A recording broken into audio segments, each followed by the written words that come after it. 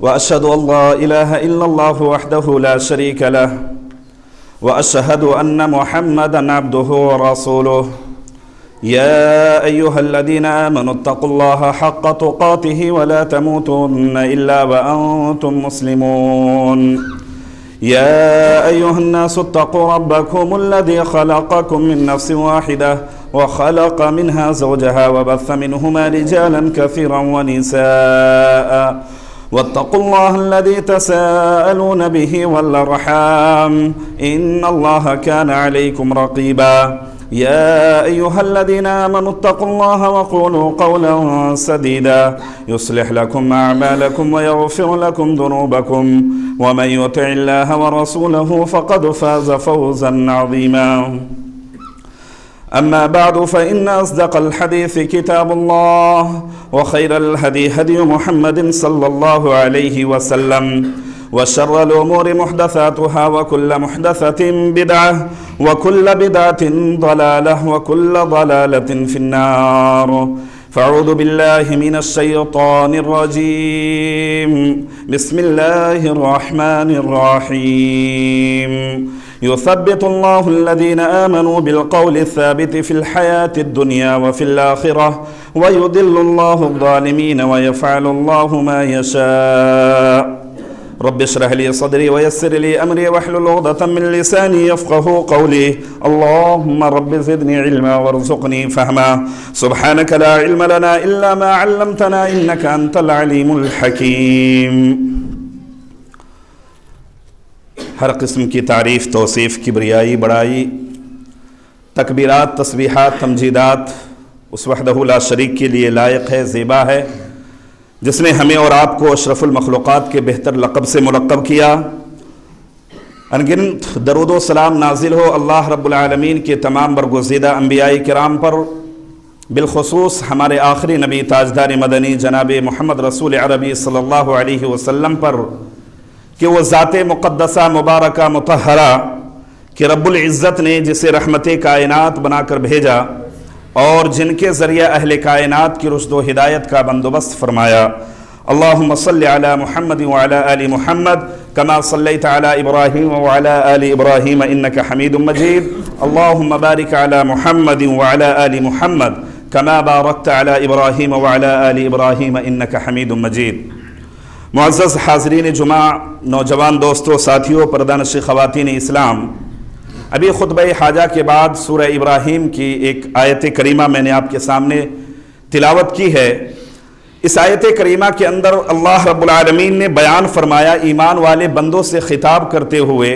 کہ یثبت اللہ الذین آمنوا بالقول الثابت فی الحیات الدنیا وفی الآخرہ، اللہ تعالیٰ ایمان والوں کو حق بات پر ثابت قدم رکھے گا۔ ایمان والوں کو اللہ رب العالمین اس دنیاوی زندگی میں بھی فی الحیات الدنیا وفی الآخرہ،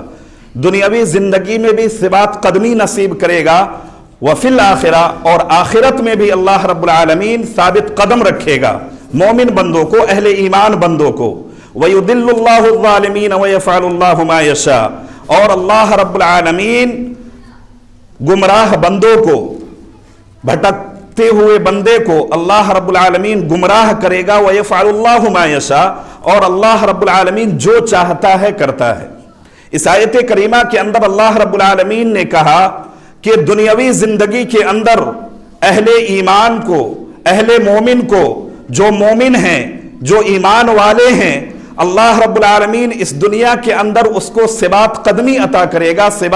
ثابت قدمی نصیب فرمائے گا۔ تمام مفسرین کرام کا اس بات پر اتفاق ہے اور تمام مفسرین کرام اس بات کو تحریر فرمائے ہیں کہ یہ ثابت قدمی دنیا کے اندر، ثابت قدمی سے مراد یہ عقیدہ توحید پر، کلمہ توحید پر قائم رہنا ہے۔ ثبات قدمی سے مراد دنیا کے اندر جو اللہ رب العالمین ایک مومن کو، ایک بندے اہل ایمان کو ثابت قدمی عطا کرے گا، اس سے مراد اہل توحید ہیں، جو توحید پر اپنی زندگی کے اندر عقیدہ توحید پر قائم رہیں گے۔ وفی الآخرہ، اور مفسرین کرام کا اس بات پر بھی اتفاق ہے کہ آخرت کے اندر ثابت قدمی سے مراد اہل قبر کا جو مرحلہ ہے وہ مراد ہے، اور اللہ رب العالمین اہل مومن کو، جیسا کہ ہم اور آپ جانتے ہیں کہ اس روئے زمین کے اندر کوئی بھی انسان اس دنیا کے اندر، اس دنیا کے اندر ثبات قدمی اور پائیداری کے لیے، ہمہ وقت کے لیے کوئی بھی اس دنیا کے اندر آیا نہیں ہے، بلکہ اس دنیاوی زندگی کو ہمیں اور آپ کو چھوڑنا ہے۔ اور یہ کوئی ضروری نہیں ہے کہ ایک انسان جب اس دنیا کو چھوڑتا ہے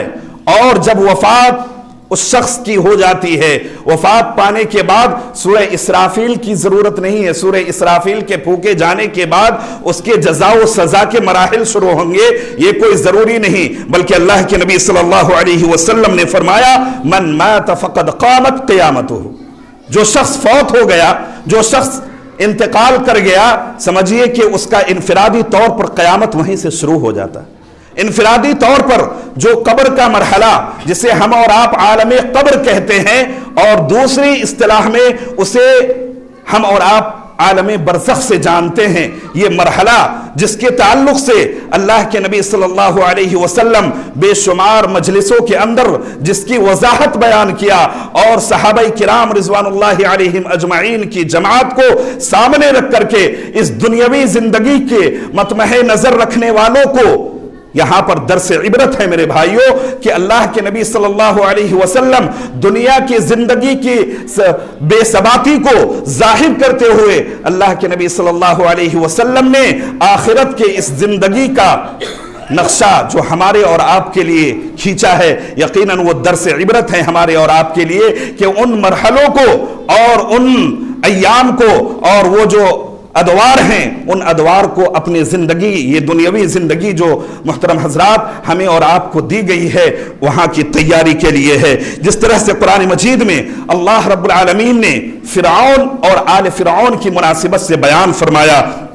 قرآن مجید کے اندر اللہ رب العالمین نے بیان فرمایا النار یعرضون علیہا النار یعرضون علیہا غدوا وعشیا ویوم تقوم الساعة ادخلوا آل فرعون اشد العذاب۔ یہاں پر اس آیت کریمہ کے اندر اللہ رب العالمین نے بیان فرمایا فرعون کو اور آل فرعون کو، دونوں کو صبح و شام اللہ رب العالمین، جس طرح سے صحیح حدیث کے اندر بھی بیان کیا گیا ہے کہ ان کو جہنم کی آگ پر پیش کیا جاتا ہے۔ النار یعرضون علیہا غدوا وعشیا، صبح و شام ان کو، فرعون کو اور فرعونیوں کو اللہ رب العالمین صبح و شام جہنم کی آگ پر پیش کرتا ہے۔ اور صحیح حدیث کے اندر اللہ کے نبی صلی اللہ علیہ وسلم نے بیان فرمایا کہ صبح و شام جس کا جو ٹھکانہ ہے جنتی ہے، تو جنتی جو انعامات و اکرامات ہیں اس کو اللہ رب العالمین اسے محسوس کرواتا ہے، اور اسی طرح اگر بندہ جہنمی ہے اس کو جہنم کی ہولناکیوں سے اللہ رب العالمین صبح و شام اس کا نظارہ کرواتا ہے۔ اسی طرح سے میرے بھائیوں قرآن مجید کی اس آیت کریمہ کے اندر اللہ رب العالمین نے بیان فرمایا کہ فرعون کو اور آل فرعون کو اللہ رب العالمین صبح و شام کیا کرتا ہے؟ جہنم پر پیش کرتا ہے۔ یہاں پر میں ایک بات بتانا چاہوں گا کہ وہ لوگ جو منکرین حدیث کے جراثیم جن کے اندر پائے جاتے ہیں اور جو عذاب قبر کے منکر ہیں، قرآن کی بے شمار آیتیں ہیں جو اس بات پر شاہد عدل ہے کہ قرآن مجید کے اندر اللہ رب العالمین نے عذاب قبر کا بھی جہاں ذکر فرمایا ہے وہاں نعیم قبر کا بھی ذکر فرمایا ہے۔ اور قرآن کے وہ لوگ کا کہنا جو انکار حدیث کے جراثیم، جن کو جو منکرین حدیث ہیں جن کے اندر یہ جراثیم پائے جاتے ہیں، وہ کہتے ہیں کہ عذاب قبر کا تذکرہ ہی نہیں، قرآن مجید کے بے شمار آیتیں ہیں، اور جو یہ سورہ ابراہیم کی یہ آیت کریمہ جس کے اندر اللہ رب العالمین نے اس بات کو واضح طور پر بیان فرمایا ہے۔ اور اسی طرح سے جو لوگ اس بات کو یہ کرتے ہیں، قرآن کی بے شمار آیتیں ہیں جو عذاب قبر پر اور نعیم قبر پر میرے بھائیوں دلالت کرتی ہے۔ اسی طرح سے آپ دیکھیں حضرت عثمان غنی رضی اللہ تعالی عنہ کی وہ مشہور روایت جس کے مناسبت سے یہ جو قبر کا مرحلہ ہے، قبر کی جو زندگی ہے، جس کے مناسبت سے حضرت عثمان غنی رضی اللہ تعالی عنہ کی وہ مشہور حدیث جس کے تعلق سے آتا ہے کہ حضرت عثمان غنی رضی اللہ تعالی عنہ جب قبرستان جاتے تو اس قدر زارو قطار اس قدر روتے کہ آنسوؤں سے دارہی تر ہو جایا کرتے تھے۔ بعض صحابہ کرام نے پوچھا کہ آپ کو جہاں پر عذاب جہنم کا ذکر ہوتا ہے اور اسی طرح سے جنت و جہنم کا ذکر کرتے ہوئے کبھی آپ کے آنکھ سے آنسو بہتے ہوئے نہیں دیکھا، لیکن آپ اس عذاب قبر کی تعلق سے، قبر کے مرحلوں سے اس قدر زار و قدار کیوں روتے ہیں؟ حضرت عثمان غنی رضی اللہ تعالی عنہ نے جواب دیا، اللہ کے نبی صلی اللہ علیہ وسلم نے بیان فرمایا کہ آخرت کے پہلی منزل میں یہ قبر کی پہلی منزل ہے جسے ہمیں اور آپ کو طے کرنا ہے، اور اللہ کے نبی صلی اللہ علیہ وسلم نے بیان فرمایا کہ جو اس مرحلے میں کامیاب ہو گیا اس کا تمام مرحلہ کامیاب ہے، اور جو اس مرحلے میں ناکام رہا اس کا آگے آنے والا تمام مرحلہ ناکام ہے۔ اسی طرح سے میرے بھائیوں، جیسا کہ ہم اور آپ جانتے ہیں کہ جس شخص کی وفات ہوئی، وفات ہونے کے بعد اس کو عذاب قبر، اور جو اگر نیک بندہ ہے انعامات و اکرامات کی بارشیں اسی وقت سے شروع ہو جاتی ہے، اسی طرح سے جو بد اور اسی طرح سے نافرمان اور فاسق و فاجر بندہ ہوتا ہے، اللہ رب العالمین اس کے ساتھ جزا و سزا کا معاملہ اس مرحلے سے ہی شروع کر دیے جاتے ہیں۔ اللہ کے نبی صلی اللہ علیہ وسلم صحابی رسول ہیں، اللہ کے نبی صلی اللہ علیہ وسلم کے تعلق سے بیان کیا گیا، صحابی رسول بیان کرتے ہیں کہ ایک مرتبہ اللہ کے نبی صلی اللہ علیہ وسلم بقیع الغرقد کے اندر، جنت البقیع کے اندر تشریف فرما ہے، ایک جنازے کی آنے کی خبر تھی اور اس وقت قبر تیار نہیں تھی، اللہ کے نبی صلی اللہ علیہ وسلم قبلہ رو ہو کر کے بیٹھ گئے، آپ صلی اللہ علیہ وسلم کے ہاتھ میں ایک چھڑی تھی، اور صحابی رسول بیان کرتے ہیں کہ اللہ کے نبی صلی اللہ علیہ وسلم ایسا لگ رہا تھا کہ بہت ہی زیادہ کسی چیز میں متفکر ہیں، منہمک ہیں، اور کوئی چیز کو سوچنے میں مستغرق ہیں، اور اللہ کے نبی صلی اللہ علیہ وسلم زار و قطار رو رہے ہیں۔ ابھی جنازے کے آنے میں یا قبر کی تیاری میں کچھ تاخیر تھی، اللہ کے نبی صلی اللہ علیہ وسلم اس چھری سے زمین کو کریب بھی رہے ہیں، آنکھ سے آنسو زار و قطار جاری ہے، اور زبان سے یہ جملے جاری ہیں، یا اخوانی لمثل هذا فاعدوا، یا اخوانی لمثل هذا فاعدوا۔ صحابہ کرام رضوان اللہ علیہم اجمعین کی جماعت کو خطاب کرتے ہوئے فرماتے ہیں کہ یہ وہ مرحلہ ہے، یہ وہ قبر کا مرحلہ ہے جس کے آنے سے پہلے تم اس کی تیاری کر لو۔ اللہ کے نبی صلی اللہ علیہ وسلم تمام صحابہ کو اس بات کی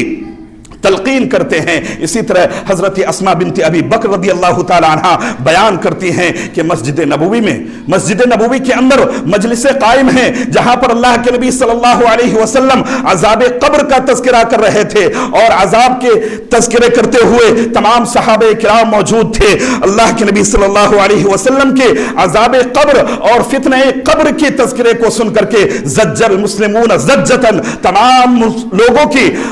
رونے کی اور بلکنے کی اور چیخنے کی ایسی آواز آئی کہ تمام لوگ رو پڑے، اور تمام لوگ اس نصیحت کو سننے کے بعد اور اس تذکرے کو سننے کے بعد، حدیث کے الفاظ ہے زج المسلمون زجتن، تمام لوگ رونے کی جو ایک کیفیت ہوتی ہے اس آواز سے حضرت اسماء بنت ابی بکر کہتی ہے کہ پورے مسجد نبوی گونج اٹھی، اور گونجنے کی آواز کی وجہ سے اس وقت اللہ کے نبی صلی اللہ علیہ وسلم کیا فرمائے میں سن نہ سکی، بعد میں جا کر کے میں نے دریافت کیا کہ اس لمحے میں اللہ کے نبی صلی اللہ علیہ وسلم نے کیا فرمایا تھا۔ اسی طرح میرے بھائیوں، نبی کریم صلی اللہ علیہ وسلم نے اس کی ہولناکی اور اس کے طرف اشارہ کرتے ہوئے اللہ کے نبی صلی اللہ علیہ وسلم نے بیان فرمایا ما رأيت منظرا قط الا والقبر افزع من، کہ قبر کے بھیانک منظر سے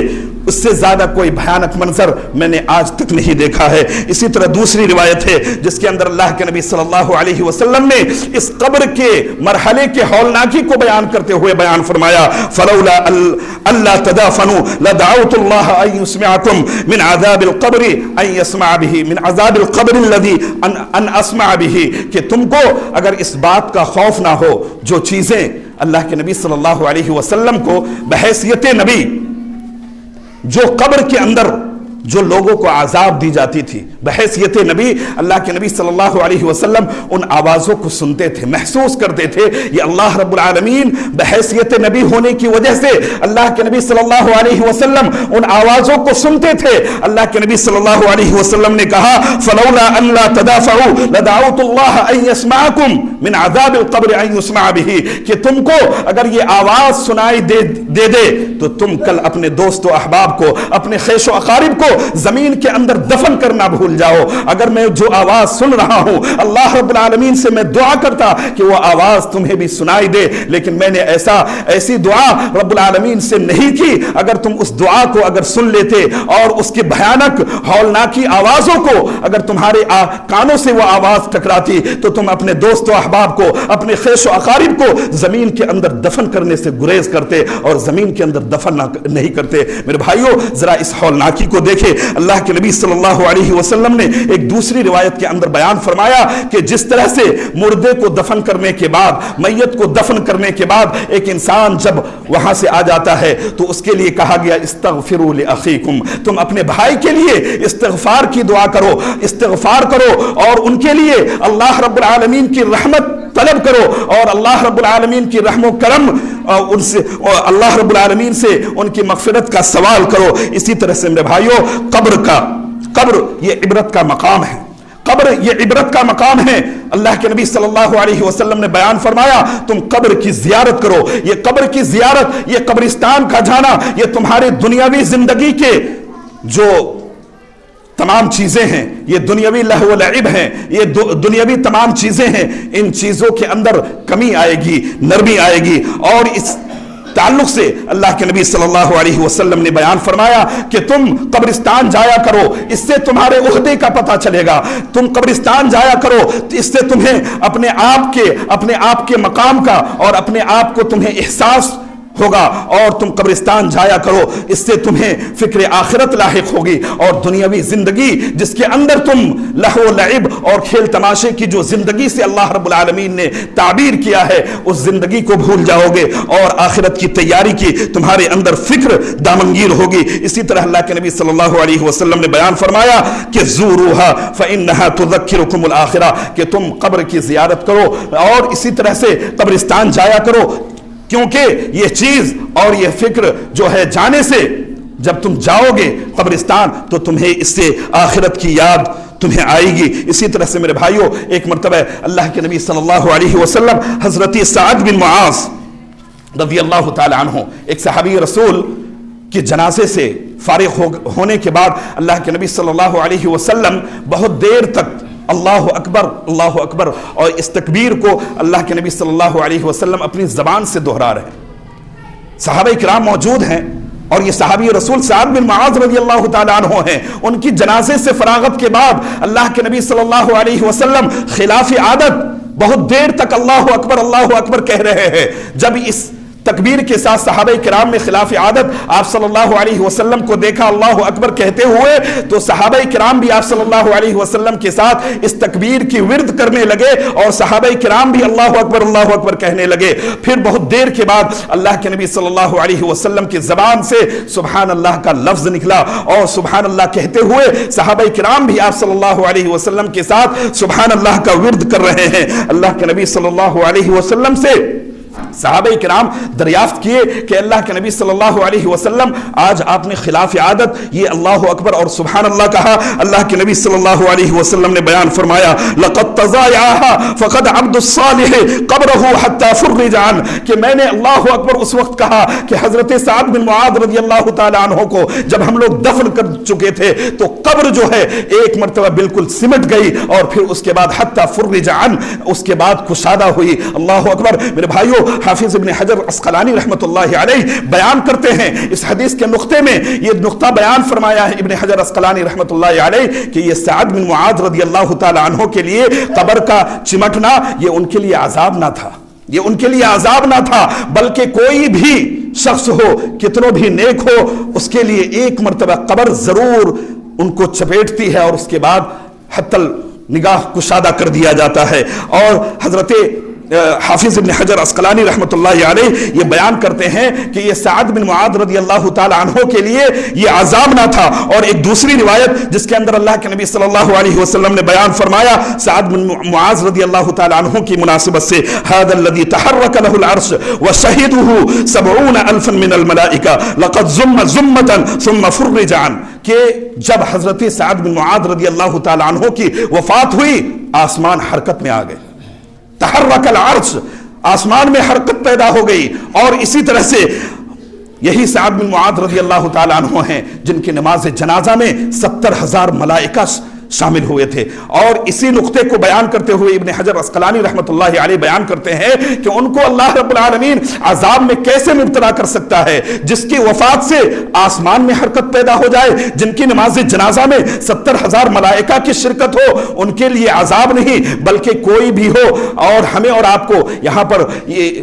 درس ہے ہمارے اور آپ کے لیے کہ جب سعد بن معاذ رضی اللہ تعالی عنہ کے لیے قبر کا مرحلہ ایک وقت کے لیے، چاہے وہ سیکنڈ بھر ہو چاہے وہ منٹ بھر کے لیے ہو، جب تنگ ہو سکتی ہے، تو میرے بھائیوں اور کون ہے ہم میں سے اور آپ میں سے جو اس مرحلے سے بچ سکتے ہیں؟ اسی طرح سے میرے بھائیوں اللہ کے نبی صلی اللہ علیہ وسلم نے بیان فرمایا جس شخص کو اس کی تیاری کرنی ہے، یہ جو مرحلے ہیں، یہ جو دنیاوی زندگی کے بعد جو ہمارے اور آپ کے لیے مرحلے جو شروع ہونے والے ہیں، جس سے کسی کو مفر نہیں میرے بھائیوں، اس بات کو بنیادی طور پر آپ اپنے ذہن میں بیٹھا لیں کہ اس سے کسی کو مفر نہیں ہے. وہ ماحول ہمارے لیے بھی، وہ وقت آپ کے لیے بھی شروع ہونے والا ہے. اس کے لیے کسی کے پاس وقت نہیں ہے بلکہ ہمیں اور آپ کو ہر وقت اس کے لیے تیار رہنا ہے. 3 باتوں کی معرفت بہت ضروری ہے اس کی تیاری کے لیے. وہ 3 باتیں کیا ہیں؟ آئیے مختصر طور پہ میں بتاتا ہوں کہ وہ 3 باتیں جس کے اندر پائی جائے اور جس شخص نے اس 3 باتوں کو اپنے زندگی کے لیے لازم پکڑ لیا، وہ سمجھیے وہ مرحلے اس کے لیے آسان ہیں. اللہ کے نبی صلی اللہ علیہ وسلم نے بیان فرمایا دنیاوی زندگی میں، زندگی کے اندر جو ہمیں اور آپ کو زندگی دی گئی ہے، زندگی کے اندر اللہ رب العالمین کی معرفت، اللہ رب العالمین کی معرفت یہ ضروری ہے. اللہ رب العالمین کا ہم پر کیا حق ہے، اللہ رب العالمین کی توحید، اللہ رب العالمین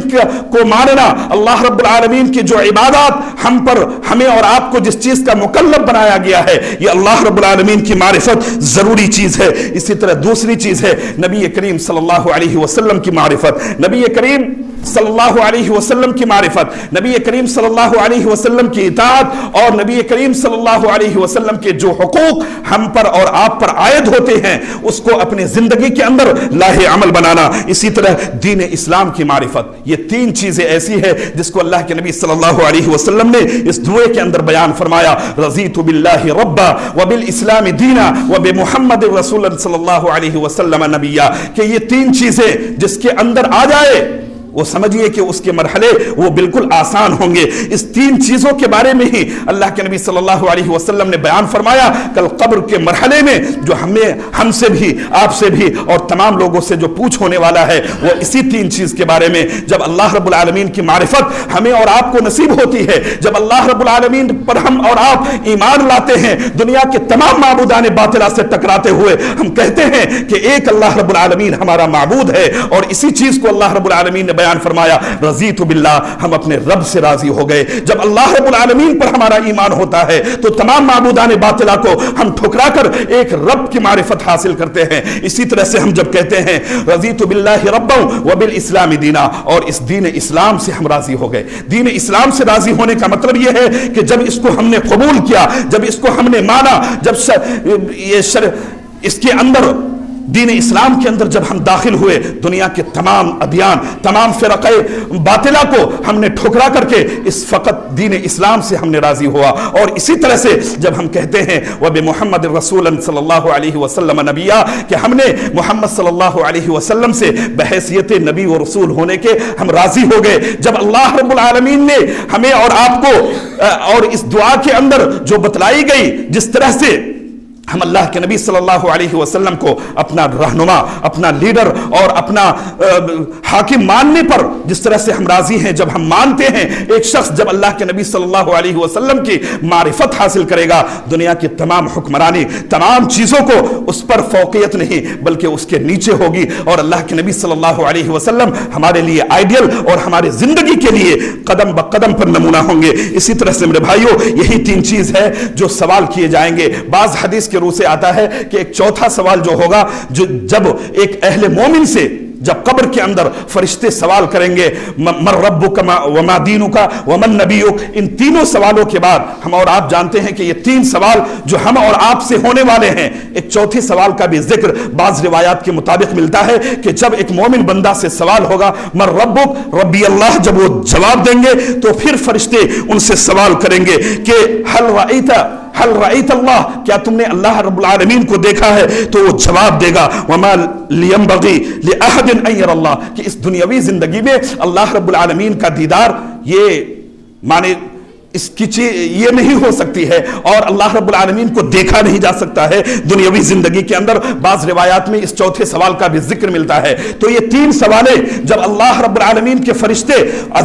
कब्र के अंदर जब अपने अहले मोमिन से जब ये तीन सवाल करेंगे, तीन सवाल करने के बाद जो मोमिन बंदे होंगे जो अपनी जिंदगी के अंदर इन तीनों चीजों को यानी दीन की मारिफत, नबी की मारिफत और दीन इस्लाम की मारिफत जिसके अंदर होगी, वो अल्हम्दुलिल्लाह इन तीनों सवालों में अल्लाह रब्बुल आलमीन के इन फरिश्ते के तीनों सवालों में के जवाब में कामयाब होंगे। आसमान से निदा आएगी अंत सदक़ता, कि तूने सच कहा। और अल्लाह रब्बुल आलमीन बयान फरमाएगा उस बंदे से कि नम कनौमतिल उरूसी, नम कनौमतिल उरूसी अल्लज़ी ला युक़िदुहु इल्ला हद्दहुल्लाहु हत्ता यबअसकल्लाहु मन यबअसक कज़ालिक। उनसे कहा जाएगा कि तू सो जा उसी तरह से, पहले उससे पहले इरशाद होगा और कहा जाएगा उस बंदे के लिए, अहले मोमिन के लिए, कि वमफ़रिशूहु बिल जन्ना वमलबिसूहु बिल जन्ना वमफ़तूहु लहु बिल जन्ना, कि इस बंदे को जन्नती लिबास पहना दो और इसको जन्नती, इसके लिए बिस्तर लगा दो और एक दरीचे को, जन्नत के एक दरीचे को इसके लिए खोल दिया जाए जहां से वो राहत महसूस करे और जन्नत के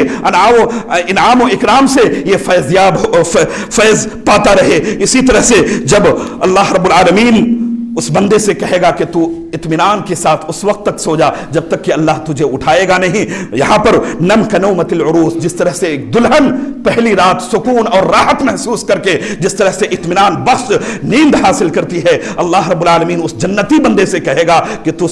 उसी दुल्हन के मानिंद इत्मीनान के साथ सो जा। और अल्लाह रब्बुल आलमीन का वो बंदा,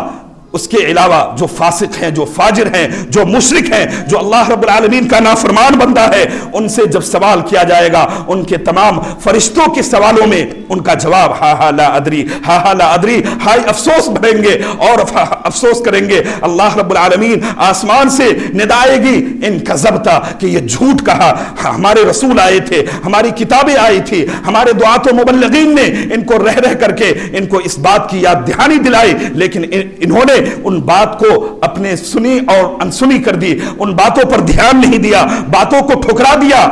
यकीनन इसने झूठा कहा। उसके बाद उसके बरअक्स कहा जाएगा वमलबिसूहु बिन्नार वमफ़रिशूहु बिन्नार वमफ़रिशूहु बिन्नार वमफ़रिशूहु बिल अबवाबिन नार, कि इसके लिए जहन्नमी लिबास इसे पहना दो और जहन्नमी लिबास पहनाने के बाद जहन्नम आग की बिस्तर इसके लिए लगा दो और इसके कब्र को इस कदर चिमट दो जिसके ताल्लुक से हदीस के अल्फाज है हत्ता तख्तलिफ अज़लाअहु, जिसके दाहिने पसली बाएं की तरफ आ जाए और बाएं पसली दाहिने की तरफ आ जाए, हत्ता तख्तलिफ अज़लाअहु, कि उसको इस कदर ये में मुब्तला कर दो कि उसके दाहिने पसली बाएं आ जाए और दाएं पसली बाएं की तरफ आ जाए। और यहीं तक बस नहीं, बल्कि अल्लाह रब्बुल आलमीन उस बंदे के लिए आमा और असम का लफ्ज आता है कि एक अंधा और बहरा फरिश्ता को मुतय्यन कर देगा और हाथ में एक ऐसा धुरमुज और ऐसे लोहे को देगा कि अल्लाह अकबर। बाज़ मुहद्दिसीन किराम इस तरफ गए हैं कि उस लोहे को हत्ता यसीर तुराब, अल्लाह के नबी सल्लल्लाहु अलैहि वसल्लम ने बयान फरमाया कि वो लोहे को अगर किसी चीज पर माना जाए तो हत्ता यसीर, वो रेजा हो जाए। और इसके अंदर हिकमत ये बयान की गई कि उनके अजाब के अंदर तखफीफ नहीं की जाएगी। इसी वजह से अजाब की जो मुख्तलिफ शक्लें होंगी वो कब्र के अंदर, अल्लाह के नबी सल्लल्लाहु अलैहि वसल्लम ने बयान फरमाया कि आमा को, अंधे को इसलिए मुतय्यन किया है ताकि उसको भी वो अजाब देख करके रहम आ जाए, इसलिए अल्लाह रब्बुल आलमीन ने आमा यानी अंधे फरिश्ते को मुतय्यन किया और बहरा उनकी चीख व पुकार को वो सुन नहीं सकता है, इसलिए अल्लाह रब्बुल आलमीन ने उन्हें बहरे को मुतय्यन किया है। इसी तरह से मेरे भाइयों, एक मोमिन जो कब्र में होते हैं वो एक इंसान की दुआ के मोहताज होते हैं। आज दुनिया के अंदर, मुआशरे के अंदर हम और आप देखते हैं कि आज ज़ियारत कब्र के नाम पर आज कितने सारे फितने आज वजूद में आ रहे हैं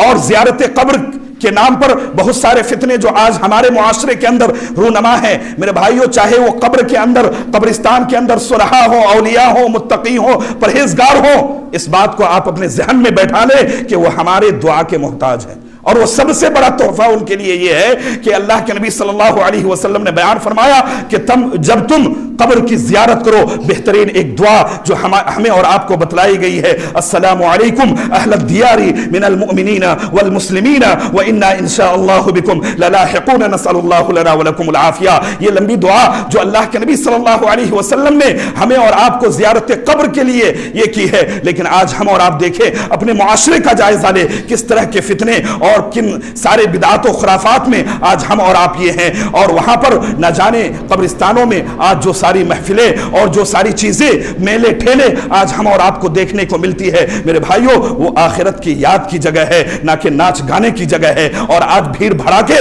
آج ہم وہاں قائم کر کے آج ہم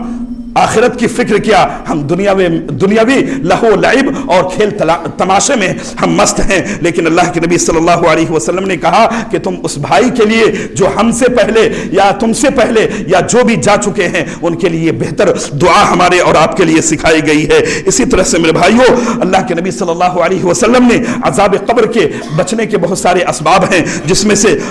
جس کے اندر عذاب قبر کے اندر جو ایک انسان مبتلا ہوتا ہے، میں بہت مختصر میں ان چیزوں کو گنوا کر کے اپنی باتوں کو ختم کرتا ہوں. عذاب قبر کے اندر جو ایک انسان مبتلا ہوگا اس کے بے شمار اس کے اسباب میں سے جیسے زنا ہے، سود کا کھانا ہے، جھوٹی بات ہے، غیبت ہے، ایک دوسرے کو لڑانا اور غیبت و چغلی خوری کر کے، جس کے تعلق سے اللہ کے نبی صلی اللہ علیہ وسلم حضرت ابن عباس رضی اللہ تعالی عنہما بیان کرتے ہیں کہ اللہ کے نبی صلی اللہ علیہ وسلم جا رہے تھے اور جانے کے بعد جاتے ہوئے راستے میں دیکھا کہ قبر کے اندر عذاب ہو رہا ہے. دو شخص کے تعلق سے جو مشہور معروف روایت ہے، جو ایک پیشاب کے چھینٹے سے نہیں بچتے تھے اور دوسرا وہ شخص تھا جو غیبت و چغل خوری کر کے ایک دوسرے کو لڑانے اور بھڑانے کا کام کیا کرتے تھے. ایسے تعلق سے یہ اسباب ہے میرے بھائیوں عذاب قبر کے اندر مبتلا ہونے کی. اور اسی طرح سے اللہ کے نبی صلی اللہ علیہ وسلم نے بیان فرمایا کہ اس دن قبر کے اندر میرے بھائیوں ایک ہی چیز ہے جو ہمارے اور آپ کے ساتھ کام آنے والی ہے. وہ جو مومن بندہ ہوگا، جو ایمان والا بندہ ہوگا، جو اپنی زندگی کو حقیقت معنوں میں اللہ اور اس کے رسول کے فرمودات کی روشنی میں گزارا ہوگا، اللہ رب العالمین ایسے بندے کے سامنے ایک نوجوان خوبرو اور خوبصورت نوجوان آئے گا. وہ بندہ دیکھ کر کے حیران سوال کر بیٹھے گا تم ہو کون؟ اللہ رب العالمین اس بندے کو متعین کرے گا جو وہ زندگی کے اندر کام کیا کرتا تھا. وہ جواب دے گا انا اعملک الصالح، کہ میں تمہارا نیک عمل ہوں، میں تمہاری نماز ہوں، میں تمہارا روزہ ہوں، میں تمہارا زکوٰۃ ہوں، میں تمہارا عمرہ ہوں، میں تمہارا یہ حج ہوں. یہ تمام چیزیں ان کو گنوا کر کے کہے گا کہ میں تمہارا کار خیر جو تم دنیا کے اندر انجام دیا کرتے تھے، آج اس دور کے اندر اور اس لمحے میں جہاں تمہارا کوئی ساتھ نہیں، وہاں میں ساتھ دینے والا ہوں. اللہ رب العالمین کی طرف سے یہ متعین ہوں گے خوبرو اور نوجوان، خوبصورت نوجوان، یہ ان کے بہتر عمل کی شکل میں. اسی طرح میرے بھائیوں وہ تنہائی کا جگہ ہے، وہ وہاں پر تاریکی کا مقام ہے. اپنے اور کتنا بے حس ہوگا وہ شخص جو اپنے اس جہاں پر کوئی ساتھی نہیں، جہاں پر کوئی رشتہ دار نہیں کام آنے والا، جہاں پر اس دنیا کے اندر جو سب سے قریب تر رشتہ دار ہے وہ بھی وہاں پر آپ کے کام نہیں آنے والے ہیں. اور جس ساتھی کو ہم اور آپ بھول بیٹھے ہیں وہ میرے بھائیوں یہ ساتھی جو ہمیں وہاں بھی کام آنے والا ہے، جہاں پر کوئی کام نہیں آنے والا، وہی عمل الصالح ہوگا، وہی نوجوان خوبصورت کی شکل میں، ہمارے عمل کے شکل میں میرے بھائیوں ہمارے اور آپ کے ساتھ ہوگا. رب العالمین سے دعا کرتے ہیں کہ باری الہ تو ہم تمام کو قبر کے اس مرحلے کی تیاری کرنے کی ہما وقت منٹ اور سیکنڈ توفیق عطا فرما. الہ العالمین تو ہم تمام کو فتنہ قبر اور عذاب قبر سے الہ العالمین تو ہم تمام کو محفوظ رکھ. الہ العالمین جو کوئی بھی ہم میں سے رشتہ دار جن کے تمام جو بھی رشتہ دار اس دنیا سے گزر چکے ہیں، الہ العالمین تو ان کے قبروں